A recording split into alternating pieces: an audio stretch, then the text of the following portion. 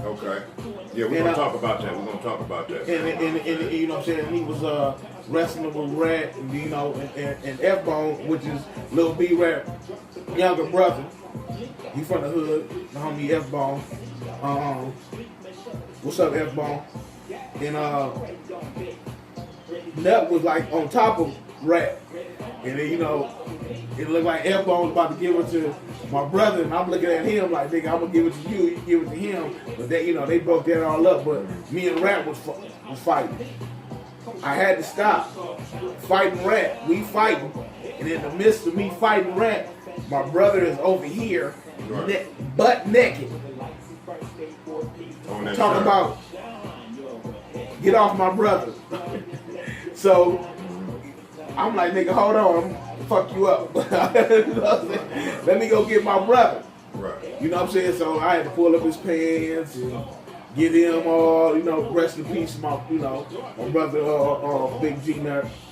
You know what I'm saying? But that was an incident when he was off that wet. But so look, man. So would you say that, you know what I'm saying, with Lil Ratt, you know what I'm saying, that he did a lot of fighting in the neighborhood? I mean, I know when we coming up. Yes. When we came up, we did a lot of fighting in the neighborhood, and there was certain individuals. You know what I'm saying, with certain individuals that would not come to the party, because that's all we did. I mean, we didn't mean no harm to each other. We weren't trying to hurt each other, but, you know, it was a part of testing your skills and seeing what, you know, because you're going to run into some other dudes, you know what I'm saying, from somewhere else, and you're going to have to get in, you know what I mean? Right. So, you know what I'm saying? So, you know, I know that's what that was all about. And to me, what made me kind of used to that, I can say for myself, even though I know some people would disagree, like certain times I know how to be like, you know what I'm saying, I ain't gonna fuck with it. I ain't gonna fuck you up, or I ain't gonna, you know, I ain't gonna even engage in this, you know what I'm saying, in this transaction right now. But I remember growing up, you couldn't even be my friend unless we fought, because I just got, you know, made my mind up that we gonna get to that point eventually. Right. You know, so for you to be my friend, we just gonna knock this out. We gonna say, if you whoop my ass, then okay, you the dude that can whoop my ass. Right. We was gonna get to that point. Right. Somehow we was gonna get to that point where, because in Inglewood, it was about that. Yeah, it was about like, you know what I'm saying, because we was testing if it wasn't, and you know I'm not lying. Right. What would cats do to see if you was tough? What they say, you know what I'm saying? They be like, oh, you don't know how to knock no nigga out. Right. You don't know how to knock. And what would we do? It'd be, you know, excuse me, my Mexican people. You know what I'm saying? But at that time, it was Pisces. You know what I'm saying? Like they fathers, like, you know what I'm saying, with the belts and everything like that or whatever, and the cowboy hat. But to me, you know, they was on our sisters and mothers because they was well endowed. You know what I'm saying, or whatever like that. They didn't care about we didn't know about no quinceañeras. We didn't know about them marrying young. So they would look at our sisters and stuff like that. And back in the day, they was kind of pedophilish because they didn't care about that. They didn't know, you know what I'm saying? Like my sister, you know, in our culture, we look, you know, a lot of our sisters look older than what they are. Right. So they probably thought they was older. Right. So, but how we would test our skills was we would go to the prairie and knock one of them out. But this is an adult. It was an adult man. You know what I'm saying? They were like, okay. It was violent, but that's just what it was. You know what I'm saying? So look, though, you know, it's funny that you said that. You know, it's funny, but it ain't funny because I remember in our days, you know what I'm saying, we wouldn't mess with the Mexicans, you know what I'm saying, knock them out or no shit like that, you know what I'm saying. But we would look to the Crips that try to come to the school. There would be a few Crips that would try to come to the school and say they was going to the school regardless of what the fuck y'all was talking about. Right. So it was a certain individual. They used to come to school all the time. He didn't give a fuck what happened. He was from Myrtle Street. And, I mean, motherfuckers actually took turns on knocking this dude out every day to see who, you know what I'm saying? Right. Like that's, you know, either him Right. or somebody else, whoever we can catch. You know what I'm saying? You know, I remember being in the bowling alley, the Tropicana bowling alley with the big homie, Big E.T. and E-Mac and QB in there. And man, they used to be up in there, and that's all they used to do was bet, you know, $20, $50, that, you know, I can knock this fool out right here. You know what I'm saying? I don't know where he was from at the time, might have been, it probably was a Raymond or something, I don't know exactly, but you know what I'm saying? It was a grip. So they would bet money on who they could knock out. And, you know what I'm saying? Because basically, we already caught y'all up in here. When we came up in there, it was 3 ways up in there, from the front 2 front doors and the side doors. We came in, at least 6 in the front and 3 or 4 at each door like that. When we come in like that. You know what I'm saying? We coming in, we flood everything, boom, to the middle. You know what I'm saying? So when we gonna get at, the homies are sweating people all day long. They sweating them, you know what I'm saying? So they would say, you know, well, I bet you $50 I can knock him out. You know what I'm saying? I knock him out. You know what I'm saying? And they, you know, that's what we was doing. But you know, it's different to see that, you know what I'm saying? Y'all, you say that y'all was knocking the older Mexican men out. You know what I'm saying?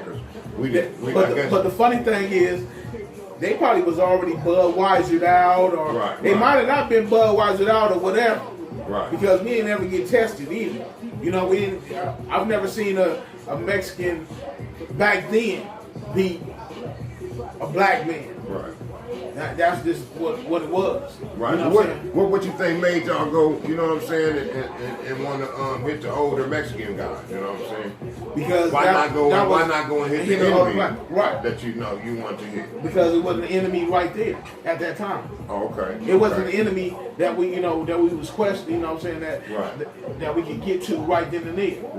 So, but if it was, you know what I'm saying, that would have been lovely. You know what I'm saying? But that wasn't happening. The funny thing is, you made a good point, because a nigga could have went up to IW, you know what I'm saying, right there on Imperial and what's that, Yukon? IW and you know, got into it with the IVCs. Right there, you know, because I used to be young and, you know, going there and go get my Thriller Dilators and, you know what I'm saying, and all that type of stuff back then, and the motherfuckers would come over there. But the funny thing is, they wasn't the IVCs. It wasn't the IVCs that I saw. It was East Coasters. Oh, okay. So the East Coast over there at the time. Well, the East Coasters, I believe that the East Coasters, you know what I'm saying, bred them cats. What year do you think that was? That was because when we was getting down with them over there, you know, you said it was what was the name of the store? IW. Yeah, it was called Gordon's Market right there. Yeah, and also before that, that's what I'm saying. It was a gas station right here on this side. No doubt. Then there was another store on this side, a whole little market. You know what I'm saying? But Yeah, that's real. That's the same little store, man. You know what I'm saying? Yeah. That's crazy, but yeah, you know what I'm saying. Them days was crazy as hell. You know what I'm saying? We did our thing, man. You know what I'm saying? We don't condone it. You know what I'm saying? We had fun back then. They had fun. Whoever had fun, we had fun. We did what we did. You know what I'm saying? It's over with. We older now. You know what I'm saying? We way smarter and wiser. But anyway, when G-Nut, your brother, start claiming Center Park, did he come on as a Center Park? Or was, because I know back in the days, you know what I'm saying? Oh, he's a park boy. After us, you know what I'm saying? They had the junior park he was boy. a JPB. He was a JPB. Yeah, the JPB. He was a JPB, a junior park boy. You know what I'm saying? Okay. You know, and see, they made that up. I had went to jail. You know what I'm saying? I ain't know about no junior park boy. Then we, you know, like a little bit after, like a year. I said like a year or two or whatever. I know we moved. We had, we moved, because things changed. So we moved, and wherever we was at, man, he was always representing. He was always representing, but he always, I think he was fucking up, to try to get back to where we was at, to go back to Grandma's house. The grandma was the base of, that she was on the 111th place. That's her house. Yeah, I heard that everybody knew your grandmother, man. Everybody knew, from the third generation on down. Yeah, third generation, you know what I'm saying? Because Phil stayed with us, Felipe, that's Dee Dee.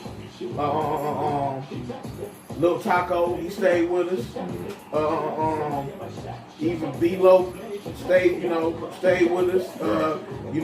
B-Lo's wife, Candy, they was around us.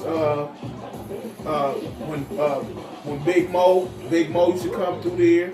That's my big homie. You know what I'm saying? Okay, that's that's my big homie. I'm Lil Momo. That's Big Mo. Right. Used to come through there. Of course, Buddy. Buddy used to come over there. Buddy stayed over there too. Ratt, Lil B Ratt was over there. Matter of fact, that fight that we had that night at the park, he asked Lil Taco, did I get the best of him? Lil Taco, this is what Lil Taco told. You know what I'm saying? This ain't nothing that I heard. This is what I heard from Lil Taco. Lil Taco told me that, he asked him, you know what I'm saying? He said, did Lil Mo get the best of him? And he's like, yeah. He's like, yeah, man, I can't lie to you. He did get the best of him. Right. So, what he did, being the little rat that he is, he goes to grandma's house, knock on the door, you know what I'm saying, like, on the window, he's like, Lil Mo, come out, let's go for the second round or whatever. Right. And my mom and my grandma, God rest Lil Rat's, soul, she like, Bobby, get up out of here. She called him by his name, like, nigga, get up out of here, you know what I'm saying? Like, like, nigga, go rest it off or whatever. Right. You know what I'm saying? He like, one more round. So I guess he let that die. He let that die a little bit. But then, so I'm feeling a little, I got a little, you're on your Superman. Yeah, I'm on my Superman because I got Ratt. Right. And but all the incidents we had after that, that nigga got me. So you know what I'm saying. So you know what I'm saying. So he learned his craft. He seen the moves that you made. Hey, that's one cat. He seen the mistakes. That's one cat. Yeah, that's one cat.